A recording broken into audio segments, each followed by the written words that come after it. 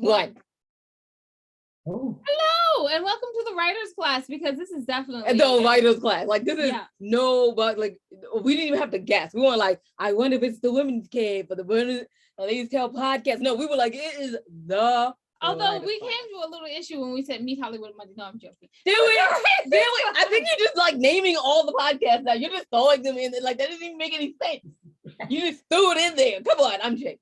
And I'm Winona, just like you threw that in there. Like I wasn't even ready to say my own name, but you weren't ready to say your I'm Winona. I just had to say it twice. It feels good. You weren't ready to say your own name. You were ready to say your own name on your own show. I can't do this with you. Why do I do this? I signed up for this day after day, year after year with you, Winona. Why do I do this? Oh, because you're my best friend in the whole world. So it doesn't matter, right? We're gonna do it anyway. So we wrote literary life guides of poetry. Yes, y'all. Sometimes we have wise things to say. Sometimes. Occasionally. We save it all for writing. We don't say it in real life. That's weird. Good idea. I'm joking. Oh my goodness. And I thought the world was bad with other life lessons. And I thought being grown up was easy. If only I want to see if I can make it better.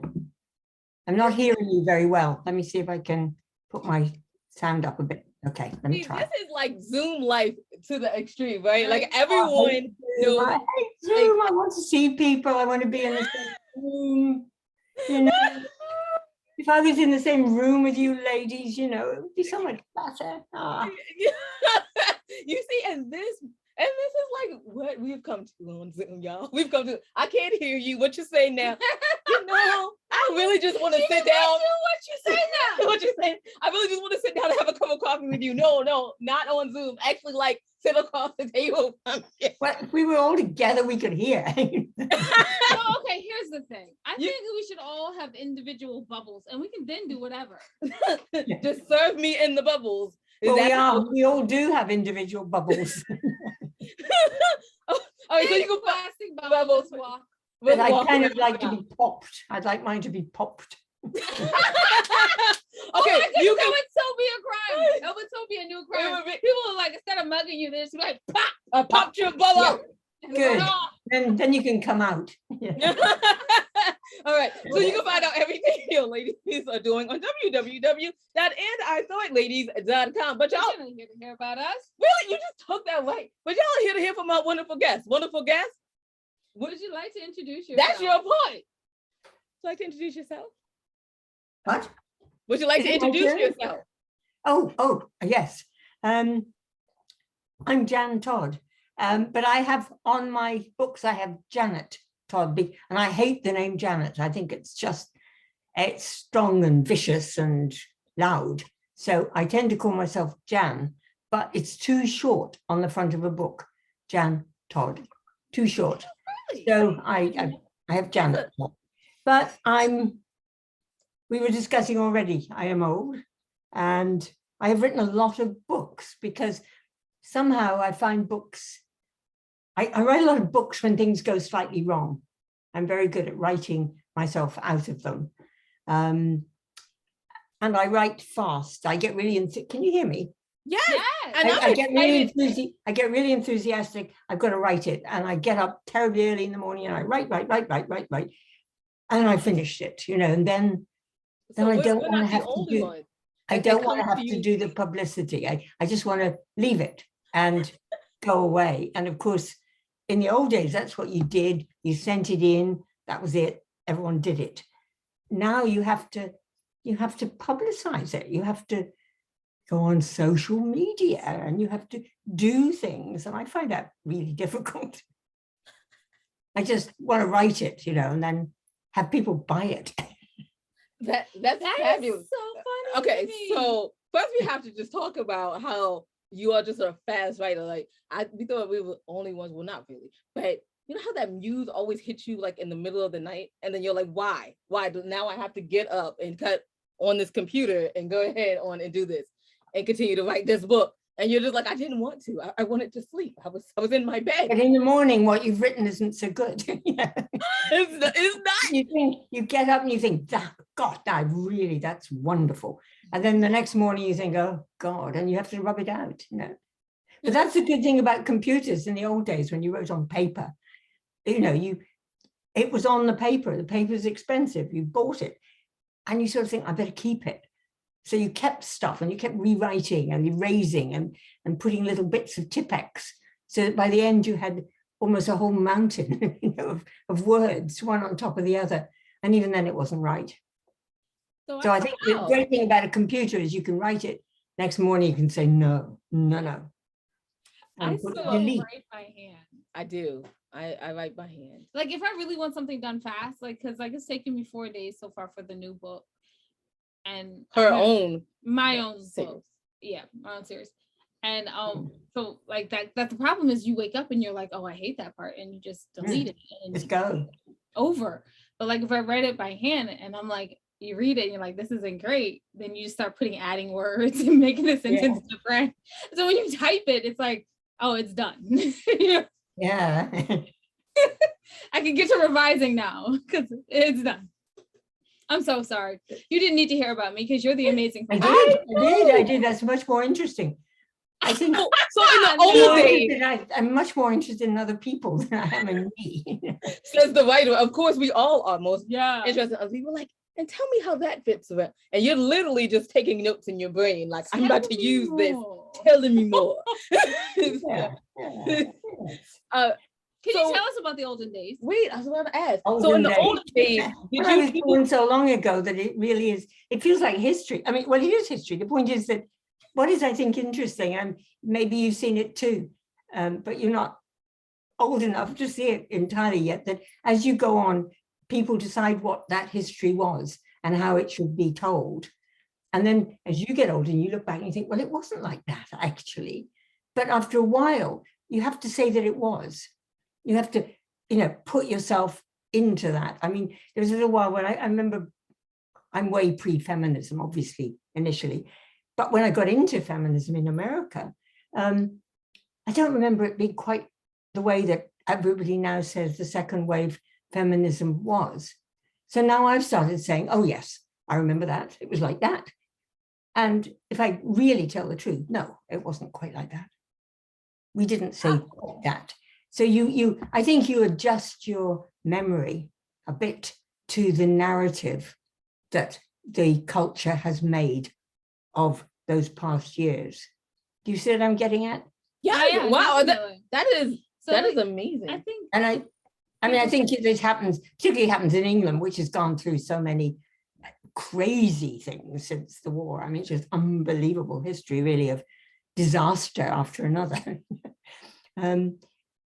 But even that, it's being rewritten in a way that now you have to say, well, no, I don't remember it like that, but never mind. This is what I say now.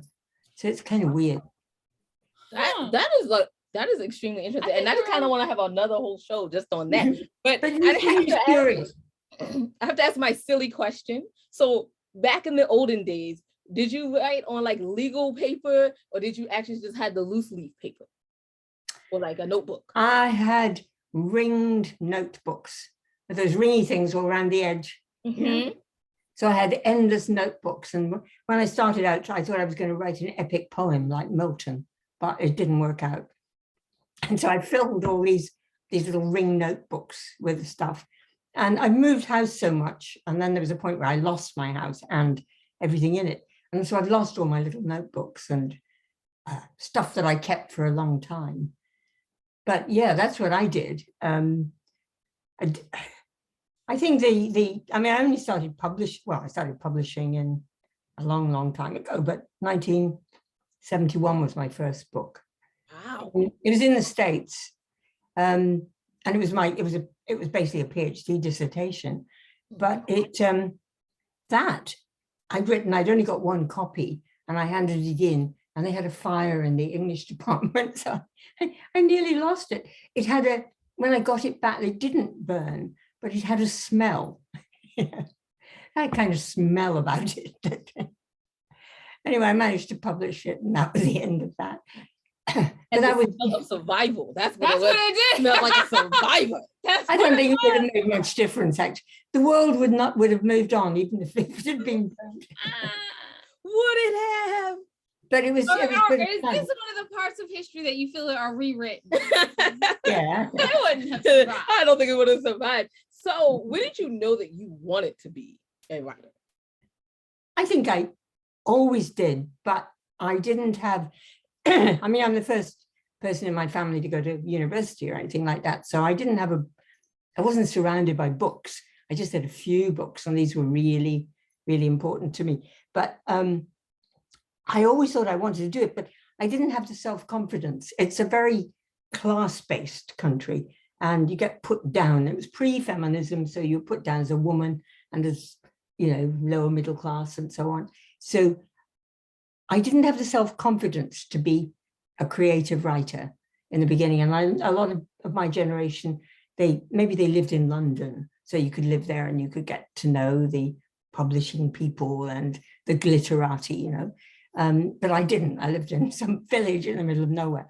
And they had a sort of self-confidence from family, which I didn't have. So all in all, I didn't. And I just was going to be a teacher. I went off to Africa and I was teaching away, and I just paddled along. And then it's only when I got to America that I always wanted to write, and I did write novels, but I didn't publish them. When I got to America, and I sort of didn't understand it. I was really horribly out of place. Nobody sort of told me it was going to be so different. And I couldn't get a job. Nobody wanted what I did. So I was forced kind of to do a PhD, just the only way of getting a job. So I became an academic, and that's never what I wanted to do. So what I then ended up doing is writing biographies, which were as near to fiction as isn't, I mean, it is, my biographies at least are very close to fiction. I imagine what they think. In fact, I was criticized. Now people all do it, but when I first started, people didn't do that much. And I got sort of criticized for giving thoughts to these people that you couldn't possibly know. But I think biography is fiction. I mean, you can't possibly know anybody else. You don't know yourself, let alone somebody else, So, I mean, how can you? You don't know your friend really inside, you don't know what they're thinking. So the idea that you can take somebody, particularly from history, and write about them as though they were really known, I mean, that's fiction. So I like doing that. And then I retired, and then at last, I thought, right, I can dig out some of my old stuff. Most of it I couldn't use, but I could start again and start writing fiction. Wow. Okay. So I don't need to make a living out of it. That's the difference. You try and make a living out of fiction in the early years. There's no way I could have kept myself by writing fiction. Okay, It's so not very easy now, is it? I'm sorry. What did you say? It's not very easy now to make a living out of writing fiction. Well, we write poetry. We write poetry, so that's even worse than fiction. That's even worse. That's even more hopeless. Worse than fiction, right? That's what everyone will say. They'll be like, "Oh, you write poetry." We're like, "Yeah, but we're a little unconventional about our brand, so it works, but not." But you do this. You do things. You could do media. I mean, the world is different, obviously. Yes, that's what like. So Yeah. we've heard a lot about these fiction books. Can we talk a little bit about the titles? And then Winona has a question. I feel like you have done like the entire. I know, right? I'm kind of proud of you. I did write it. I wrote a sort of autobiography, but I put it inside it was a memoir of having cancer, and I think now looking back on it was a bit of a mistake because I put my life in it, because I thought that was the end, which obviously it was not. Which is slightly comic in some ways, but I put my memories that I went all the way when I was having all this treatment, memories of my whole past life. And it's a rather odd, checkered life in different countries and so on. But it's called Radiation Diaries. I have it here, my dears. Yes, please show us. But it comes as a mirror writing, doesn't it? How do I make it? No, it's fine. It's good. It's good. Just hold it up a little bit more. There we go. Radiation Diaries. Thank you. Anyway, and the subtitle was Cancer, Memory and Fragments of a Life in Words. Because one of the things I really found about my life is that words were more important than anything else, the actual words. And I think I've lived in a lot of countries where I didn't really speak the language properly. And I think that has made me even more aware of words. Mm-hmm. I mean, I would have a limited vocabulary. So it's And when I was really ill with that, I found I had bits of poetry going through my mind. And it's the early poetry. It's the poetry that you learnt, at least in my case, I learned as a child. We did lots and lots of learning by rote. That was English education in the 1940s was learning by rote. You know, you had 20 lines, 20 lines, 20 lines. And also I had, I went to a really horrible boarding school. It was just awful. And whenever you were punished and you were given so many lines to learn, and I was constantly punished. So I learned nearly all of book 1 of Milton's Paradise Lost, you know, so it's always been quite useful because if anybody needs to know to hear it, I can do it. Wow. But it was a punishment, you know, and it was sort of, but it sticks with you, doesn't it? What you learn in poetry, yes. And that is why we write in poetry. That's why people ask us all the time, like, you could have wrote just a whole memoir about that. We write in poetry because even though you don't want to remember it, you remember it. You know, it's in the back of your mind. It just absolutely sticks in it. Yeah, especially if you're even silly poems that you didn't particularly want to stay with. Yes. I mean, I'm not a great fan of Hiawatha, and yet that sticks there all the time, you know. Right. Endlessly going round and round in your mind. That is exactly why we chose poetry as our medium. I would love to ask my famous 2-part question. Yes. It's not famous, it's just famous to me. Yeah, she's gonna claim that everyone knows she has 2 parts. No one knows. No one knows. Nor does anyone care. So speak up a bit. It's coming out in my. I think I've got a rather bad microphone. Oh, my voice doesn't carry. So go ahead. Well, no, mine doesn't carry at all. But carry on. I'm gonna get closer. So my first question. That's better. That's better. Can you tell us a bit about publishing in the old days? What it was like? Because we all hear about this.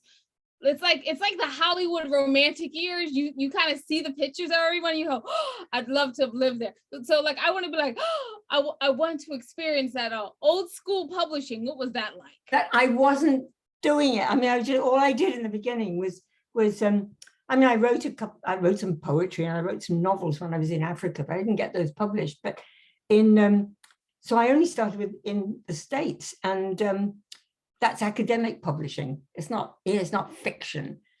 So it's kind of endless footnotes. And I really don't like having to write footnotes. And you have to write all this, you know, it has to be so careful. So isn't much fun. But without the internet, you had to look everything up. You had to go to libraries. You had to, you know, you couldn't copy anything. Everything, you know, it was, and if some of the things were on little, or what do you call those, little sort of like transparencies, and you had to get them under the camera.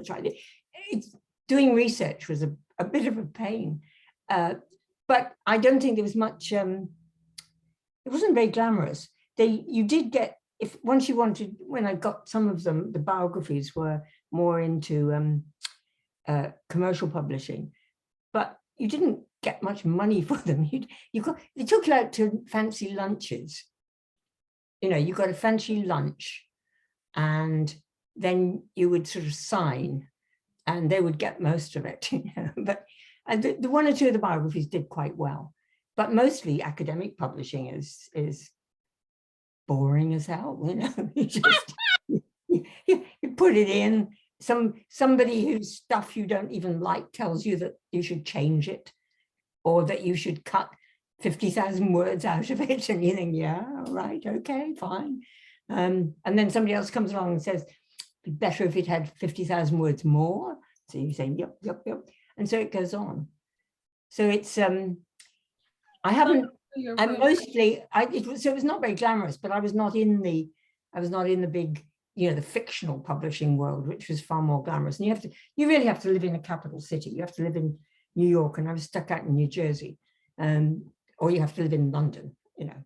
I'm sorry, did you say you were stuck in New Jersey? Like that's not a drive, just like there's a bridge. Well, I was not utterly taken with New Jersey, I have to say. No one is. I am utterly taken because they have good manners. It was kind of unfriendly. It was not very friendly either. It was, I don't know, I just felt out of place there. I mean, I think we just never had enough money to live in Manhattan. I think that would have been super.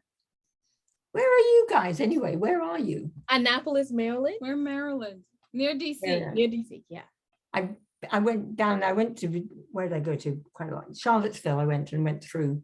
Oh, Virginia. Yeah, okay. Yeah. So Yeah, I you're went good to at go it. to talks down there. Well, when I was also doing, I did this biography of Aphra Behn, and she sets one of her plays in the very first play that's set in the Americas in English. She sets it in Virginia, called Widow Ranter. So I went to see all the places, that they were, well, supposedly it was set. I don't think she ever was there, but she imagined it. That's amazing. Question. So okay. So I have to ask this because it's in your bio. Don't move too far. My dress fell down. It did you. not. Okay. It'll be warmer where you are than where we are. It's England after. Wait, are you in northern, middle, or southern?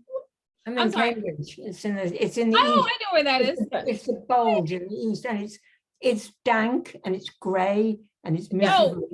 Yes. Yeah, Horrible climate. It's dreadful. That's why we were so happy when we became part of Europe. You could live anywhere. You could go beautiful. You could sit in the south of Spain or Italy and so on. Ooh, the South. And then when we had this great big suicide where we got out of we called Brexit, but we got out of Europe. It was absolutely mad.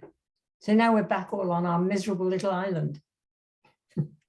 In Cambridge. Oh, sorry. In Cambridge. I mean, not sorry like that. It's a great place. Anyway, well, no, Great. last It's question. pretty. It's pretty when the sun shines. Yes. It's gorgeous. It doesn't do it very often. I was going to say when. Okay, my favorite part is when the sun shines there and everyone seems to get prepared. Especially in more northern you go in England, they're like the sun is going to shine, and people I see people in stores just buying suntan lotion, Take off everything. sunblock, or there'll be a run on shorts, and you're like, dude, it's gonna shine for 8 hours? Come on. I know. Come on. Well, my last job, academic job, was one was here. That was admin. But the last real academic job was a place called Aberdeen, which is the northernmost university in Britain. And when the sun used to come, I mean, most of the time it was dark, completely dark. When the sun came out, all these men took everything off, and they would lie with these big sort of white and pink, large sort of flabbiness on the grass outside. It's also like sun worshipping, which I guess the northern people do. They just love the sun. We have to talk about that after we finish this interview. So you established the Lucy Cavendish Prize? Lucy Cavendish College is College, yeah. Yeah, I was president of it. It was a women's college. It's just gone within, Cambridge University consists of several colleges. The most famous being King's and Trinity. But one of them was this women's college for women over 21, that is, people who'd missed out on education and so on and got it later, or maybe single parents or so on. I thought it was a wonderful idea. So I was really pleased to be offered this job. And I think it kind of worked, but we never had quite enough money for it. And my successor has made it mixed. So it's now men and women, and it's 18, normal age. So it's just like any other college now. So I'm pretty sad about that, but life moves on, and it never had the big endowments. Most of these colleges are fabulously rich because they own land, or they've had a load of alumni who are very wealthy and give back money. They always want to build a building, with their name on it and so on. Well, we didn't have that. We were just a college for older women. On the whole, older women are not making money. They became doctors and social workers, and they wrote. A lot of them were not novelists, but nobody made the kind of money that would keep the college going. So I guess it's just as well that it's gone mixed. Now it'll manage. Gotta survive somehow. Gotta survive. I mean, It was nice. I enjoyed it. It was good fun doing it. But because most of my life has not been spent in England, and some of the rituals of Cambridge were just too silly. You know, the parading around in gear and hats, and there's an obsession with hats, isn't there, in academic things and law or something. We're going to wear a funny hat. That sort of thing I found. And you had to say so much in Latin, which, again, it was fun for the first 2 years, but 7 years of it was a bit much. It's been a true pleasure. The women were great. The women were really great. You know, they came from amazing backgrounds. You know, just everything had happened to them. This has been a great time interviewing you. Can you tell people where they can find out more about you and your books? Let's try to sell those books. Oh yeah, please. That's my point. Oh yes, girls. Yes. Well, I mean, I've started writing these novels, and I have them here as it happens. Okay. Not the first one. I don't know. I seem to have given all the first one away, so I can't find it. But the last one is that one. And can you just tell us? Can you read That's the title for us? it's called Jane Austen and Shelley in the Garden. And it's, I mean, a lot of people are obsessed with Jane Austen. I mean, she's become a sort of, it's not really Jane Austen, it's the idea of Jane Austen, the films and so on and so forth. But anyway, I have a character in here who is kind of haunted by her. So that whenever she's doing something, she finds Jane Austen kind of talking at her and telling her she should be doing something else. But it's really about three women who come into their 50s and 60s and want to have a different kind of life. They've all had problems with men and problems with divorce and everything. And they think maybe they could set up together. And what they have in common is literature, you know, is Jane Austen and so on. And then there's a sort of, I wrote the Shelley bit is because I wrote a book called Death and the Maidens, which is, you know, Shelley and Mary Shelley, Frankenstein, Mary Shelley, they had children together, and Shelley was the poet Shelley, that is the man, was very careless of these children. And I think you get that in Frankenstein. I think that's what it's about, the carelessness that men have of children. And so I've been very fascinated by Shelley, both as a poet who I really love, but also as a man who was just so domestically careless. And one in the book that I wrote called Death and the Maidens, it was really about Mary Shelley and Shelley's treatment of her, and also of the sister who was, do you know Mary Wollstonecraft, the feminist, the 17th and 18th century, beginning of real sort of modern feminism is Mary Wollstonecraft, was her daughter, and she kills herself at 22. And I think it's Shelley is implicated. So I felt I wanted to get at Shelley properly. So I've got them following him round, and they go to Wales, they go to Venice, they go places, trying to sort of work out what makes him tick and how he can go on treating women like this while having these very high political ideals of all people being brothers and sisters and everybody being equal and so on, at the same time treating the people around him as though they were just objects. And I think I found that in a lot of men that mainly men, I have to say. When I went to one of my jobs was in University of East Anglia. And again, they're all very left-wing, very socialist, very Marxist, very everything. And yet they had all sort of left their wives who'd given up their careers for them. You know, there was a general lack of concern for women as individuals while they would mouth the words of feminism. And I think Shelley's like that. He talks a lot about the equality of the sexes. And then he doesn't even notice that his wife is struggling with babies and who are dying and getting ill and so on. So it's a little bit about following him around, but it's also supposed to be a kind of funny book. I mean, it doesn't sound funny, I know. It sort of is, because these women are kind of grumbling at there's men who are sort of supporting the Shelley line, and the women tend to grumble at him. So, and they talk about their own lives and about nature and so on and so forth. So it's about a lot of things. It's also about solitude. And I'm fascinated by people who live alone and are quite solitary. And when solitude becomes loneliness, and how much also the solitude is about independence, because there is something very independent about the lone person. So I kind of write about that as well, and try and investigate it as a theme through life, and the different identities that impinge on that solitude and make you want to come out of it or not out of it. Wow. I just want to say, Well, that's what it's about. That's what it's about. You did And a I also lot got of- lots of pictures in it. Lots of pictures, people, lots of pictures, things like that. you did a Mm. lovely job Yeah. explaining this book. Yes. And I just want to mention that this is a book you should not miss, because the Washington Post also did a review on it. And It did, yes. And they don't, oh wait, was that Ron Charles that did that? I don't know. And I was Well, very we'll pleased. ask him. I was very pleased. Well, we're very happy for you. And I'm assuming everyone can pick it up at Amazon or their local bookstore. Oh, absolutely, absolutely. And Okay. you can read more. I about mean, I know that people are supposed to avoid Amazon, but it's very convenient. Also, can you tell us your website so people can learn more about you and your fantabulous Yes, career? indeed. I think it's just, gosh, now you've got me there. I think it's just janettodd.com. Does that Yeah, make sense? JanetTodd.co.uk.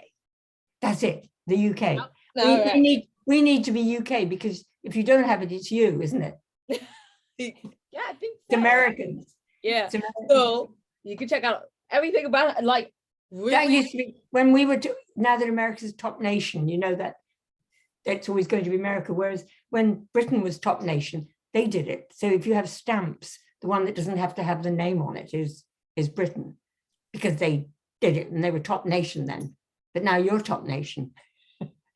it's very interesting. That's a very interesting. Well, And we have had such a people come long- up and down.